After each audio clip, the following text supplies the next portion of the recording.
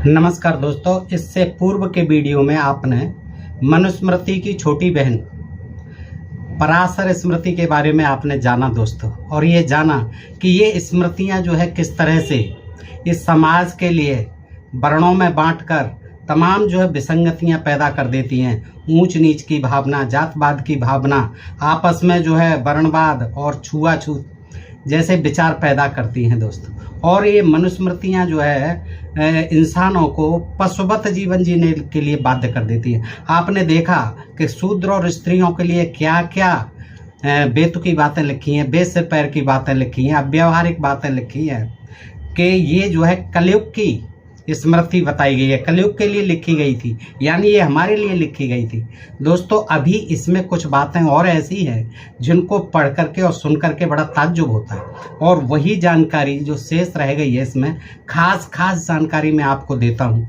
कि देखिए इन स्मृतियों में जिन्हें कि कानून कहा जाता था, ब्राह्मणों के द्वारा ये कानून की किताबें लिखी गई थी जिन्हें स्मृतियाँ कहते हैं, इनके द्वारा जो है समाज में कितना विद्वेष फैलाया गया और कुछ लोगों के साथ कितना बुरा बर्ताव किया गया, कितना अत्याचार किया गया, कितना उनका शोषण और दमन किया गया, उनके अधिकारों का, मानवीय अधिकारों का हनन किया गया दोस्तों। इनको पढ़ने से ज्ञात होता है, तो ये भी बड़ी महत्वपूर्ण जानकारी है, मैं आपके सामने रखता हूँ ताकि आप जान सकें। लेकिन ये पराशर स्मृति में क्या क्या बेतुकी, ऐसा लगता है पता नहीं इन लोगों ने शूद्रों को, स्त्रियों को पता नहीं क्या समझ रखा था, पशु से भी हीन समझ रखा था, और समाज को किस तरह की व्यवस्थाएं दी जिनको कि आज जान करके पढ़ करके हंसी आती है दोस्तों, और बड़ा अफसोस भी होता है, बड़ा दुख होता है कि किस तरह की इनको धर्मशास्त्र कहा जाता है, हमारे लिए कानून की किताबें कहा जाता है, स्मृति कहा जाता है, विधान की पुस्तकें कहा जाता है, धर्मशास्त्र कहा जाता है, और इनमें देखिए क्या बेसपर की। देखिए पहले जो बाल विवाह होते थे, बाल विवाह जो है आज भी होते हैं कहीं कहीं, देखिए तो क्यों होते थे कि इन धर्मशास्त्रों के अनुसार ये कहते थे कि 12 वर्ष से बाद की लड़की की शादी जो करेगा समझ लो वो पापी होगा उसका बाप, और उसके साथ कर देनी चाहिए। 12 वर्ष तक होते होते बच्चे की शादी कर देनी चाहिए, मतलब जो अधिकतम आयु थी शादी की वो जो है, इसीलिए बाल विवाह चलते थे। तो ये पराशर स्मृति है, पराशर ऋषि ने लिखी है, ये कहती है कि 12 वर्ष बाद जो कन्या का विवाह नहीं करते, 12 वर्ष तक, 12 वर्ष बाद जैसे ही कन्या हुई 12 वर्ष की, अगर उसकी शादी नहीं करते तो ऐसा समझना चाहिए कि वे हर मास कन्या का मासिक रज पीते हैं। जो माँ बाप 12 वर्ष होते ही कन्या की शादी नहीं करते, समझ लो वो कन्या का मासिक रज, आप समझ रहे होंगे दोस्तों, पीते हैं। ये 7/7 अध्याय 7 श्लोक 7।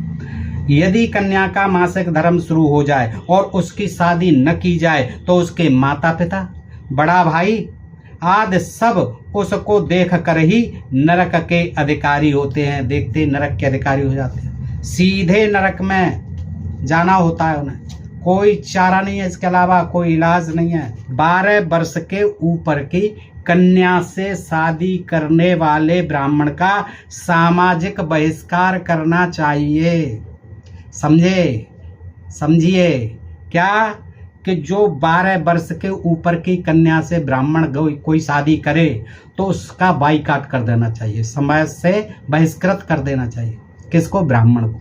जो 12 वर्ष यानी 12 वर्ष से कम की कन्या का ही ब्राह्मण विवाह करे, कहने का तात्पर्य ऐसी कन्या के साथ एक दिन संभोग करने वाला 3 साल गायत्री मंत्र जप करने और मांग कर खाने के बाद शुद्ध होता है। देखिए 12 वर्ष के ऊपर की कन्या हो गई, 13 की, 12.5 की, 13 की, 14, 15, 16 जो भी है, अगर उससे कोई ब्राह्मण शादी करता है उसका सामाजिक बहिष्कार करना चाहिए, और अगर उसके साथ एक दिन भी संभोग करता है तो 3 साल उसे गायत्री मंत्र जपना होगा, और मांग कर यानी भिखारी बनकर, भिक्षुक बनकर मांग कर खाना होगा 3 साल तक, तब जो है वो शुद्ध हो पाएगा।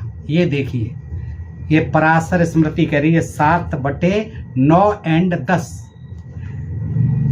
देखिए कुछ उदाहरण और ऐसे देखिए जो आपको बड़े ही बेतुके लगेंगे, आपको हंसी आएगी, हास्यास्पद लगेंगे। देखिए कि सिर को ढककर दक्षिण की ओर मुख करके और बाएं पैर पर हाथ रखकर जो भोजन किया जाता है उसमें राक्षसी प्रभाव आ जाता है।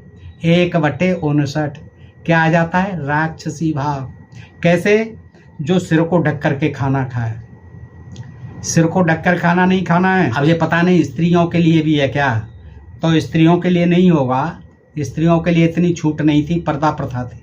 मनुष्यों के लिए, मनुष्य को सिर ढक करके खाना नहीं खाना है, दक्षिण की ओर मुख करके खाना नहीं खाना है, और बाएं पैर पर हाथ रखकर जो, अब बताइए हाथ से तो भोजन करेगा है, उस पर बाएं पैर पर हाथ क्यों रखेगा भोजन के समय?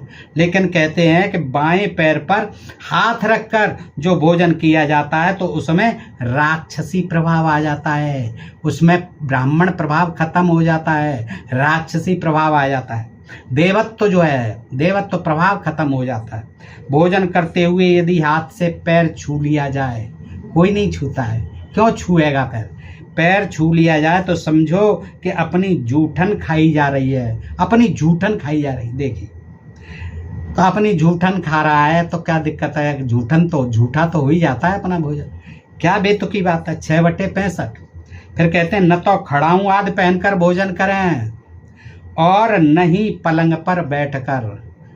पलंग पर बैठकर भी भोजन नहीं करना है। ये जो आज भी सुनते हम हैं, बहुत से लोग कहते हैं भाई पलंग पर बैठ के भोजन मत करो, गरीबी आ जाएगी, अशुभ है, ये अमंगलकारी है।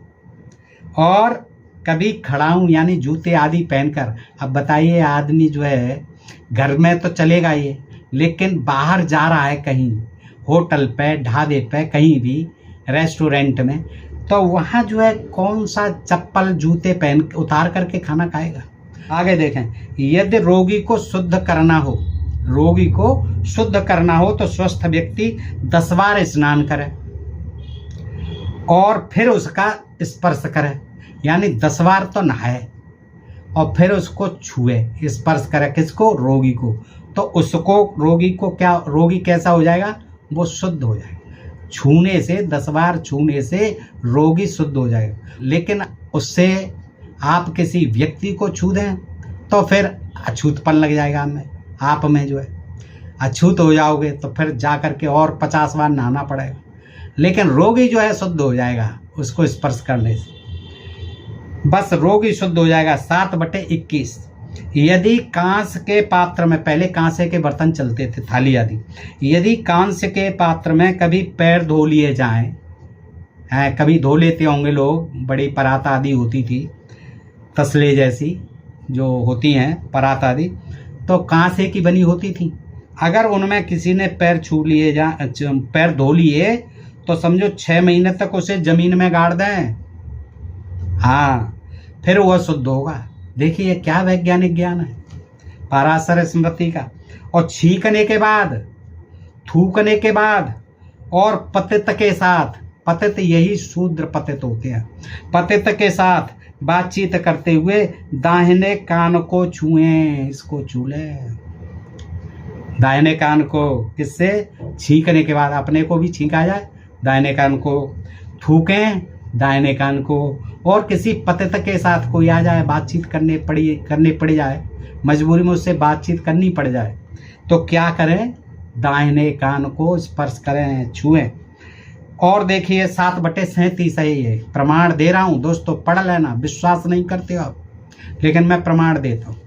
और इसका स्क्रीनशॉट वगैरह देने से कोई फ़ायदा नहीं है, ना आप पढ़ते हैं और फिर भी कहते हैं ये कहाँ से लिया है, कौन से प्रकाशक की है, किस किताब की है, किस लेखक की है, किस सन की है, कितने पैसे की है, कैसे मंगाई है। तो भाई इतना समय नहीं होता है मेरे पास, इसलिए आप नोट करते जाइए, मंगाइए, पढ़िए और फिर समझिए, विश्वास करिए, ठीक है। और जो लोग विश्वास करते हैं, जो मेरे सब्सक्राइबर मित्र हैं, कोई नहीं करता इसी बात, जिन्होंने चैनल को सब्सक्राइब भी नहीं किया वो तमाम अनर्गल बातें करने आ जाते हैं, ये नहीं दिया, वो प्रमाण नहीं दिया, ये गलत है, वो गलत है, तमाम ऐसी बेतुकी बातें करते हैं। तो देखिए सब पाप केशों में निवास करते हैं, सारे जितने पाप हैं वो कहाँ रहते हैं? केशों में।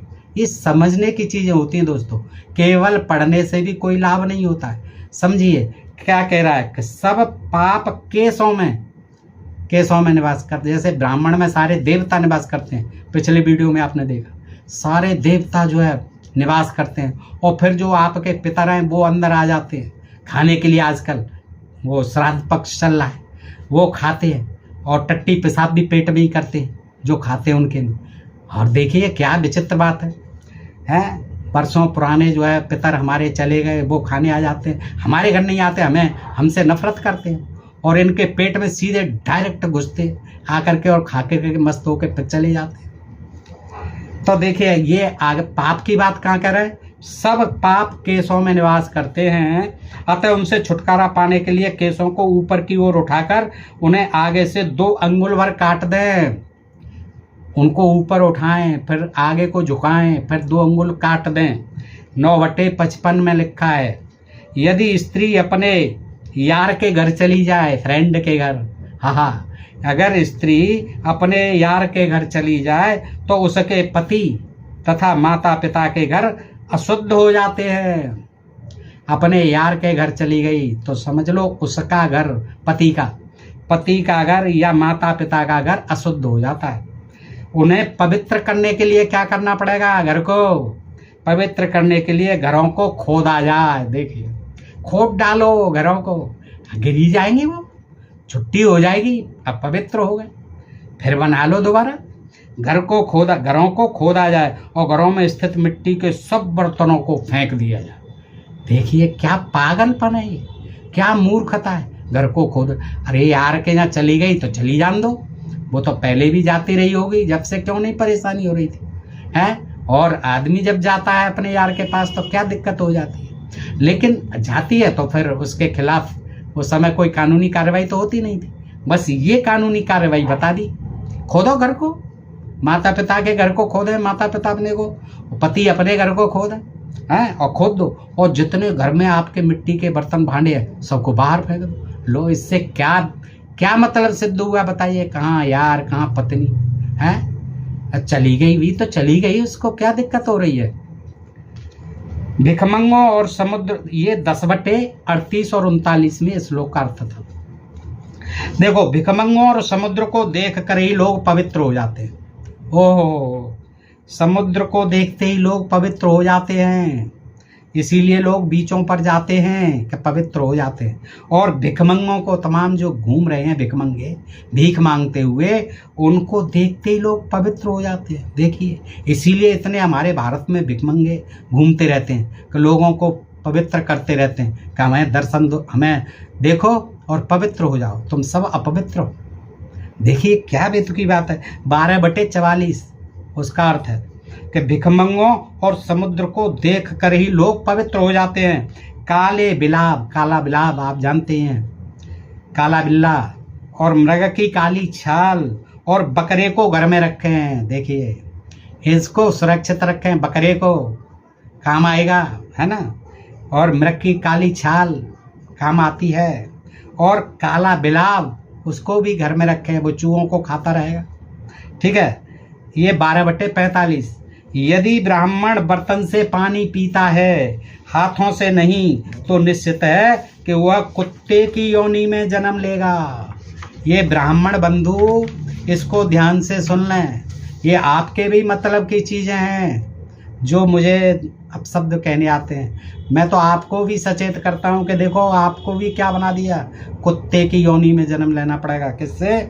जो बर्तन से पानी पीता है, हाथों से नहीं पीता है। हाथों से ऐसे पीना चाहिए पानी, घर में भी बर्तनों से, या आजकल तो गिलासों से और इनसे पीते ब्राह्मण। तो ये ब्राह्मणों के लिए है। यदि ब्राह्मण बर्तन से पानी पीता है, यानी गिलास से पानी पीता है, हाथों से नहीं पीता है, तो निश्चित है कि वह कुत्ते की योनि में जन्म लेगा। अब जो कुत्ते घूम रहे हैं इससे ही अर्थ लगाया जा सकता है। ये है 12/53 का अर्थ है दोस्तों, इससे अर्थ लगाया जा सकता है। सोचिए ये कुत्ते कौन हो सकते जो घूम रहे हैं, क्योंकि पराशर स्मृति कहती है कि जो ब्राह्मण यदि ब्राह्मण बर्तन से पानी पीता है, हाथों से नहीं, अब बताइए हाथों से ही पकड़ के तो पीता है बगैर गिलास के कैसे पिए। अब बाहर तो चलो कई बर्तन नहीं होता तो ऐसे पी लेते हैं लोग प्याऊ आदि पे है, लेकिन यहाँ जो है बताइए घर में रह करके कौन ऐसे पिएगा पानी। तो ये ब्राह्मणों के लिए भी कितनी गलत बात लिख दी, उन्हें कुत्ता की योनि बना दी। बताओ, ऐसी ही बहुत सी अविवेकपूर्ण बातें आलोच्य स्मृति से देखी जा सकती हैं, समझी जा सकती हैं, पढ़ी जा सकती हैं। दोस्तों तमाम ऐसी बेतुकी बेसिर पैर की बातें लिखी हुई हैं। अब इसको भी ब्राह्मण देव कहेंगे कि ये बड़ा सही लिखा है, ये तो बहुत सही लिखा है पाराशर। वास्तव में ये कुत्ते की योनि मिलती है जो बर्तन आदि से पानी पीता है। कहें भाई, कमेंट करके बताएं कि क्या आपको ये अच्छा लगा, सही लिखा है आपके लिए। जो ब्राह्मण मित्र आ जाते हैं मुझे अपशब्द कहने के लिए, गाली देने के लिए कि आप तो पता नहीं कहाँ से ले आते हो, क्या पढ़ते रहते हो, कहाँ से ढूंढ ढूंढ के ले आते। अरे भैया, मैं तो आपके पुरखों के लिखे हुए, ये लिख गए विद्वान ऋषि ब्राह्मण, उनको ही तो पढ़ते हैं। देखिए ये ब्राह्मणों को भी नहीं बख्शते हैं, ब्राह्मणों के लिए भी बड़ी बड़ी बेतुकी बातें लिखी हुई हैं। तो देखिए, यह स्मृति स्वास्थ्य विज्ञान और साधारण विज्ञान के नितांत विपरीत उपदेश देते हुए घोषित करती है। स्वास्थ्य विज्ञान के क्या कहती है? बिल्ली, मक्खी, कीड़े मकोड़े और पतंगों द्वारा दूषित वस्तु को झूठा नहीं समझना चाहिए। क्या नहीं समझना चाहिए? देखो, बिल्ली झूठा कर जाए कोई बात नहीं, दूध चट कर जाए, झूठा कर जाए कोई बात नहीं, पवित्र है। लेकिन शूद्र अगर उसको बर्तन को भी छू ले, कुएं को भी छू ले, पानी पवित्र हो जाता। देखिएगा, ध्यान से सुनिए, ये 7/32 एंड 33 ये है कि बिल्ली, मक्खी बैठ जाए किसी पे खाने की वस्तु पे, कोई बात नहीं है, उसमें कोई अपवित्र है। और कीड़े मकोड़े भी बैठ जाएं, पतंगे आदि बैठ जाएं, कोई दिक्कत नहीं है, उसे झूठा नहीं समझना चाहिए, क्योंकि ये पवित्र अपवित्र सबका ही स्पर्श करते हैं। ये तो भैया सब पर बैठते हैं, ये पवित्र हो चाहे अपवित्र हो। हाँ, इसलिए इनका जो है बैठना बड़ा जरूरी है, स्वाभाविक है, इसलिए इसमें बुरा मत मानो। देखो, मक्खी बैठ जाए, आज का विज्ञान क्या कहता है हाइजीनिक आप देख रहे हैं, विज्ञान कहता है मक्खी से हैजा फैलता है। और मक्खी तो कोई भी इंसान नहीं चाहेगा, मैं तो कदापि नहीं चाहता कि मैं जब खाना खा रहा हूँ या किसी खाने पीने की चीज़ पे या बर्तन पर भी मक्खी बैठे, मुझे तो भारी पड़ेगी। मैं सही बता रहा हूँ अपने मन की। लेकिन ये पाराशर स्मृति के अनुसार तो मक्खी बिन करने दो, पवित्र है, खाओ पियो।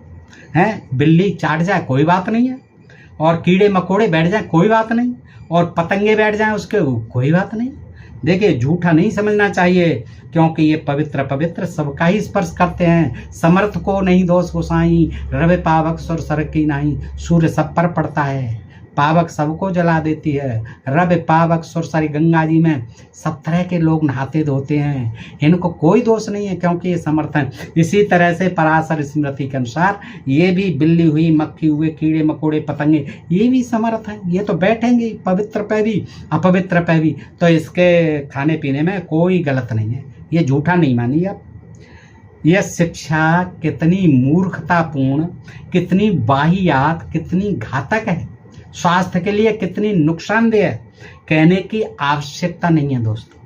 जिस कुत्ते ने काटा हो वो स्नान करे, आगे का देखें। जिस कुत्ते ने काटा हो वो स्नान करे, पवित्र एवं वेद माता गायत्री को जपे। देखिए, वेद माता गायत्री को जपे और स्नान करे जिसे कुत्ते ने काटा हो। 5/1 क्या इतने से वो रेबीज के घातक आक्रमण से बच जाएगा? आजकल तो तुरंत जो है डॉक्टर पे जाते हैं, रेबीज के इंजेक्शन लगवाते हैं। पहले जानते ही नहीं थे कि रेबीज क्या होती है। बस उन्होंने तो कह दिया कि जाओ ना बेटा और वेद माता का गायत्री का जप कर लो, तुरंत मर जाएगा आदमी, रेबीज फैलेंगे। और मरते थे पहले, आविष्कार ही नहीं था। अब जब से रेबीज के टीके लगने लगे, इंजेक्शन लगने लगे, इलाज सुलभ हो गया, विज्ञान का चमत्कार है। तो देखिए, ये चीज़ें थी इनकी, ये इलाज थे, ये ज्ञान विज्ञान था। क्या इतने से बताइए रेबीज का इलाज हो जाएगा गायत्री के जप करने से, वेद माता का जप करने से, 10 बार नहाने से?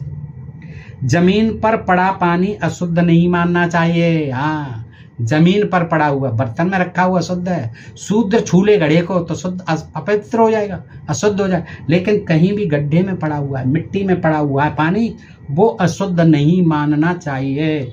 7/33 पान और सोमरस में पान और सोमरस ये दोनों झूठे नहीं होते।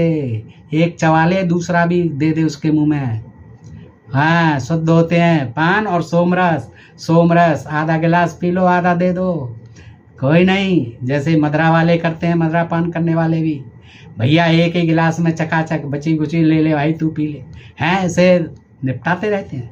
तो ऐसे ही पान और सोमरस ये दोनों कभी झूठे नहीं होते। 7/34 अर्थात झूठा पान या सोमरस पान करना कोई बुरा प्रभाव नहीं डालता, कोई बुरी बात नहीं है। और जिस अन्न को सांप, नेवला और बिलाव झूठा कर दे, उस पर 2-4 दाने तिल और कुसा घास से 2-4 बूंद पानी फेंक देने से वह शुद्ध हो जाता है। समझे कि नहीं समझे? क्या समझे? देखिए, जिस अन्न को सांप सूंघ जाए, नेवला सूंघ जाए और बिलाव सूंघ जाए, झूठा कर दे, झूठा भी कर दे, तो उस पर क्या ले, 2-4 दाने तिल के ले, वो छिड़क दे, ठीक है। और फिर घास ले, कुछ घास से 2-4 बूंद पानी की उस पर छिड़क दे, बस शुद्ध हो गया। खाओ पियो मौज करो। ये 71/6 यदि ब्राह्मण ने मेंढक या चूहे का मांस खा लिया हो, ये और देखिए, इसका मतलब पहले ब्राह्मण मेंढक और चूहों का मांस भी खाते थे, अनाज कम होता था। तो देखिए, यदि ब्राह्मण ने, और दोस्तों ये मैं नहीं कह रहा हूँ, आपको बता रहा हूँ, ये 11/12 श्लोकार्थ है। क्या कह रहे हैं? यदि ब्राह्मण ने मेंढक या चूहे का मांस खा लिया हो, उसे 1 दिन जौ खा लेना चाहिए। 1 दिन तो जौ ही होते थे पहले, गेहूं इतने होते ही नहीं थे।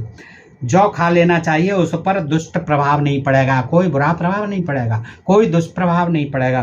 केवल जो है, यदि उसने मेंढक खा लिया, चूहे का मांस खा लिया है, कोई बात नहीं, बस 1 दिन जौ खा ले, पवित्र, सब ठीक ठाक।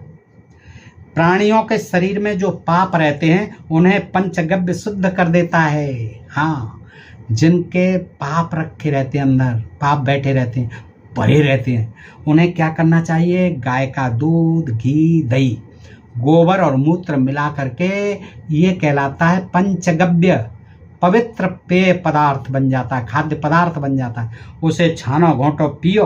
तीनों लोकों में पंचगव्य के समान अन्य कुछ भी शुद्ध नहीं है। देखिए, अब पता नहीं, आजकल के तो खाते नहीं है, मैंने तो देखा है, ये बना लेते हैं आजकल चरणामृत वगैरह। पहले तो ये तो वैसे ही दही आदि में चीनी वीनी डाल के ही बना लेते हैं, और साथ में पंजीरी बांटते हैं कथा आदि कहने वाले। लेकिन ये पंचगव्य पहले चलता होगा, या कहीं कहीं जो आजकल भी ज़्यादा पवित्र हैं, जो उच्च ज्ञानी हैं, वो पीते होंगे। तो ये पंचगव्य से क्या है, इसके समान कुछ भी शुद्ध नहीं है। तीनों लोकों में सबसे शुद्ध चीज़ है गाय का गोबर। देखिए, आदमी के छूने से गंदा हो जाता है इंसान, लेकिन पशु का गोबर खाने से, मूत्र पीने से पवित्र हो जाता है। हैं, कितना पवित्र है देखिए, ये है हमारा ज्ञान। आगे चलें, पंचगव्य में जो गोमूत्र है, आगे कहते हैं 11/38, 39, 40 में, कि पंचगव्य में जो गोमूत्र है उसमें वरुण देवता रहता है। कौन रहता है? मूत्र में वरुण देवता, बताइए। और लक्ष्मी उसके गोबर में रहती है, ये भी पुराणों में दिया हुआ है कि गौओं से लक्ष्मी ने मांगा निवास, परेशान हो गई, मुझे कहीं जगह ही नहीं मिल रही। गायों से मांगा तो गायों ने कह दिया हमारे तो कोई ठिकाना ही नहीं है, तो हम तो जगह नहीं दे सकते। बहुत गिड़गिड़ाई लक्ष्मी, तो ठीक है आप हमारे गोबर में वास कर लीजिए, ये जगह बता दी। तो इसी तरह से क्या है, ये गोमूत्र जो है पंचगव्य में, देखिए वरुण है, वरुण देवता रहता है, इसीलिए पवित्र होता है। और हम जो उसको वरुण देवता को पी जाते हैं मूत्र के रूप में। गोबर में अग्नि देवता रहता है। देखिए, गोबर में कौन रहता है? अग्नि देवता। हाँ, अग्नि देवता को भी हम खा जाते हैं, क्योंकि अग्नि देवता पवित्र होता है। दही में वायु देवता होता है। देखिए, सब देवताओं का सुन लीजिए, इसीलिए पवित्र है। दही में कौन होता है? वायु देवता। और मूत्र में कौन होता है? वरुण देवता। और गोबर में कौन होता है गाय के में? अग्नि देवता। और दूध में सोम देवता। और घी में सूर्य देवता। देखिए बड़े बड़े जो देवता हैं ये गाय के गोबर में और मूत्र में रहते हैं। देखिए दूध में रहते हैं, दही में रहते हैं, घी में रहते हैं। देखिए और मनुष्य के अंदर कोई शूद्रों के अंदर कोई देवता नहीं रहता। शूद्र को तो छूने से ही ये पवित्र हो जाते। देखिए गाय के गोबर में सारे देवता, मूत्र में, दूध, दही, घी में। आप देख रहे हैं ये दिया हुआ है 11/38, 39, 40। आगे देखिए दोस्तों, आपको बहुत रोचक जानकारी है ये, और ध्यान से सुन लें दोस्तों। चंद्र ग्रहण के समय मरुत, बसो, रुद्र, सूर्य आदि सब देवता चंद्रमा में लीन हो जाते हैं। कहाँ लीन हो जाते हैं? चंद्र ग्रहण के समय। देखिए सारे देवता ये जो मरुत, बसु, रुद्र, सूर्य चंद्रमा में लीन हो जाते हैं, विलय हो जाते हैं। अतः चंद्र ग्रहण के समय दान देना चाहिए। अब बताइए दान का भाई क्या मतलब है? वो विलीन हो गए, बेचारे हो गए भाई चंद्र ग्रहण में, हैं चंद्रमा में विलीन हो गए। आपको क्या आपत्ति है भाई? हमें क्या परेशानी है? हो गए, वो तो ग्रहों का खेल है। हो गए होंगे, वो ऊपर ही रहते होंगे देवता साहब। लेकिन ये कह रहे हैं कि चंद्र ग्रहण के समय फिर दान करना चाहिए। अब समझ रहे हो आप? चंद्र ग्रहण के समय, सूर्य ग्रहण के समय, तभी तो लोग जो है दान देते हैं और दान लेते हैं। और दान किसको दिया जाता है? ब्राह्मणों को। ब्राह्मणों को दान देना चाहिए 12/27। यदि शराब पी ले, किसी ने शराब पी ली, उस पाप को दूर करने के लिए उबलती हुई शराब पिए। 12/74। देखिए क्या ज्ञान है, क्या विज्ञान है? कोई शराब पी ले और फिर ऊपर उस पाप को, ये बड़ा पाप हो गया शराब पीना। खुद सोमरस पीते रहे, सारे देवता शराब पीते रहे, कोई बात नहीं। लेकिन कोई और पी ले, जैसे कोई शूद्र पी ले, तो उसको क्या करना चाहिए? फिर उबलती हुई शराब पिए। वो वैसे ही उबलती ही होती है, उबलती हुई और पी ले, अंदर तक सब जल जाए। वो वैसे ही ठंडी भी जलाती है, लेकिन वो गरम गरम और पी ले तो मरे नहीं तो जल्दी मर जाए। क्या ज्ञान है देखिए। 12/74। आगे चलें। देखिए ये जो है स्मृति बताई जाती है, ये कलयुग के लिए लिखी गई बताई जाती है। अब आप इसे खुद ही सोचो कि अगर इसके ये नियम और कानूनों को आज हम लोग माने तो हमारी क्या स्थिति होगी, समाज की क्या स्थिति होगी, देश की क्या हालत होगी, बताइए। वो तो अच्छा हो हमारे संविधान का बाबा साहब लिख गए तो इन सब चीज़ों का कोई वजूद नहीं रह गया। लेकिन फिर से प्रयास किए जा रहे हैं नई शिक्षा नीति के तहत कि यही ज्ञान विज्ञान जो है छात्रों को पढ़ाया जाएगा। भारत का भविष्य इससे जो है अतीत में बदल जाएगा। 5000 10,000 साल पीछे का ज्ञान हम हासिल करेंगे और उससे फिर तरक्की करेंगे। देखिए ये चीज़ है। पाराशर स्मृति जैसे ग्रंथ जो है, आप सोचिए कि इस देश के लिए, समाज के लिए, इस समाज की एकता के लिए, अखंडता के लिए, मानवता के लिए कितने घातक हैं, कितने हानिकारक। बताइए इस ज्ञान से, गोबर का मूत्र पीने से, गोबर का दही चलो दही तो ठीक है, दही घी और दूध तो खाना, लेकिन गोबर के मूत्र में देवता वास करते हैं, गोबर में वास करते हैं, ठीक है, और उसको पीना खाना चाहिए, पवित्रतम पदार्थ है। देखिए क्या बेतुकी बात है, क्या बेसिर पैर की बात है, कितनी अवैज्ञानिक, मिथ्या, काल्पनिक, भ्रामक बात है। क्या ये खुद खाते होंगे? ये खुद नहीं खाते होंगे, ये दूसरों को भ्रष्ट करते हैं, उनको खिला पिला के उनकी बुद्धि को भ्रष्ट करते हैं, और यही करते रहें। और इसमें जो सबसे ज़्यादा प्रभावित हुआ है तो हमारा वो शूद्र समाज जो अपने को बहुसंख्यक और 85% और अपने को मूल निवासी आदिवासी कहता है, उनके लिए है ये सारे विधान। ये खुद नहीं पीते खाते, हमें पता है। कोई नहीं मूत्र पीता है, कोई नहीं गोबर खाता है। ये गोबर खाना, मूत्र बनाना, इन्होंने लिख लिख करके हमारे शूद्र भाइयों का जो है सब तरह से बुद्धि को भ्रष्ट कर दिया, और वो आज भी नहीं समझ पा रहे हैं दोस्तों। इसीलिए हम प्रयास करते हैं कि आप समझिए। ये जो मैंने आपको जानकारी दी, देखिए पराशर स्मृति से दी, आप बताइए ये जानकारी आपको कैसी लगी, कमेंट करके अवश्य बताएं दोस्तों। कि देखिए इन स्मृतियों का आज के जीवन में हमारे लिए कितना महत्व है। क्या ये प्रासंगिक है, या इनको जो है शिक्षा नीति के तहत जो है विद्यालयों में पढ़ाया जाना हमारे देश के भविष्य के साथ, हमारे आगे आने वाली पीढ़ियों के साथ क्या एक मजाक नहीं होगा? अगर ऐसा होता है तो क्या ज्ञान विज्ञान है दोस्तों? आप सोचिए, विचार कीजिए और फिर मुझे भी बताइए दोस्तों। और अपने प्रिय चैनल डोल में पोल को सब्सक्राइब करते रहिए। फिर मिलते हैं ऐसी किसी जानकारी के साथ अगले वीडियो में। तब तक आप सब मित्रों का हृदय से आभार, नमस्कार, जय हिंद, जय भारत दोस्तों।